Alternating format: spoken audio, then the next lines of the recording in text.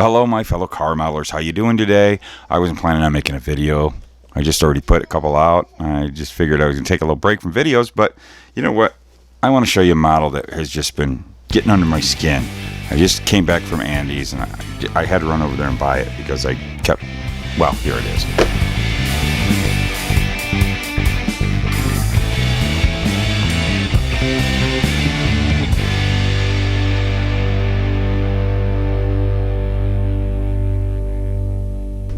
This one. I don't know.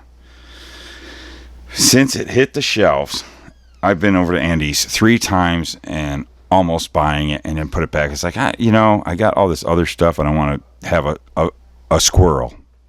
I know. I don't need this. But I have to have it. And of course, it's not helping when I'm having some of you guys posting this on the groups saying this is a cool kit. I can't wait to get it. I ordered this or whatever. And everybody's talking about this kit. And Andy has 2 of them sitting on the shelf. Well, now just 1. And it just kept calling to me. It's one of those ones that just call to you. And I fought it. And finally I was like, right before he closed, I just ran down there just now and went and got it. So let's take a look at this thing. This just interests me so much. I've been wanting to do 60s F1 car for the longest time, and I kind of wanted to do a Lotus, but from what everybody says, this is like a way better kit than all the old F1 kits from the 70s and stuff that Tamiya put out. This is like a way better kit, so I thought, I'm gonna do this one. I don't know yet, I don't know what, but I got to, and I'm just really interested. Something about, I don't know, they call to you, and look at that. Ooh, wow. Holy cow. This is really already striking. Look at those tires. Look at the already pre-lettered. They got that gold Goodyear on it. Has that total 60s look, and we can really doctor those up nice to even make them better. Wow. You got the glass, all the clear stuff. Beautiful Tamiya, as usual, as we know. Here's a little the body.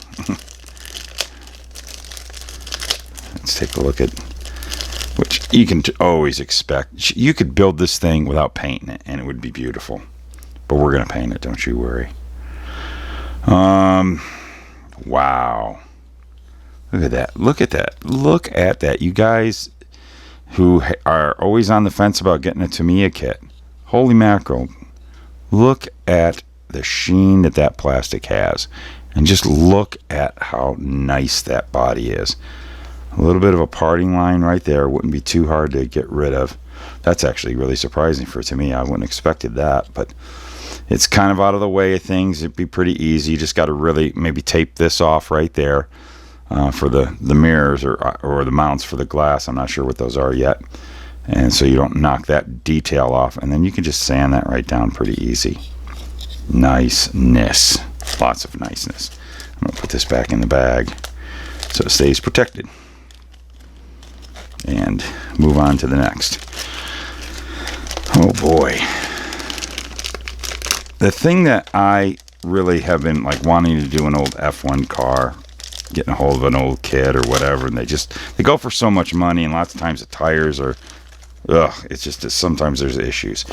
But being with the suspension background that I have, and that I'm just kind of a suspension geek, I just love F1 cars, especially the old ones, so all the control arms and how things are set up. So it's the suspension that really intrigues me, and the chassis of these things. And look at that tub, some of the rear chassis setup. It's just nice detail. This thing, it'd be so easy to just detail this thing up with what you have in the box. Some screws right there to hold something together. And there we go. We get into this part. Let's pull these all out.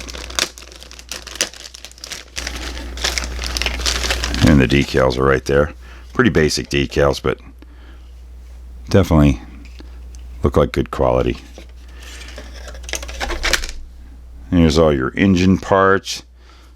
pretty simplistic with the brakes there, but you could easily, there were they were simplistic cars. We're talking like mid 60s here, right? We got our engine there and some coilovers. Tamiya always does really good with the coilovers, don't they? With a little bit of paint work, you can make those things look like they're functional. I love that stuff. And the scale that they put into all the tubing and the suspension pieces, all that. Look at that. They're not like oversized at all. It all looks so good. Nice wheels. There's the headers, steering wheel. Real comfortable seat there. But yeah, everything is just really nice to scale. Look at those radius rods right there, and all that suspension. That's the stuff that just intrigues me about these cars. This could be really fun to do. And then we've got the how to build a model tips.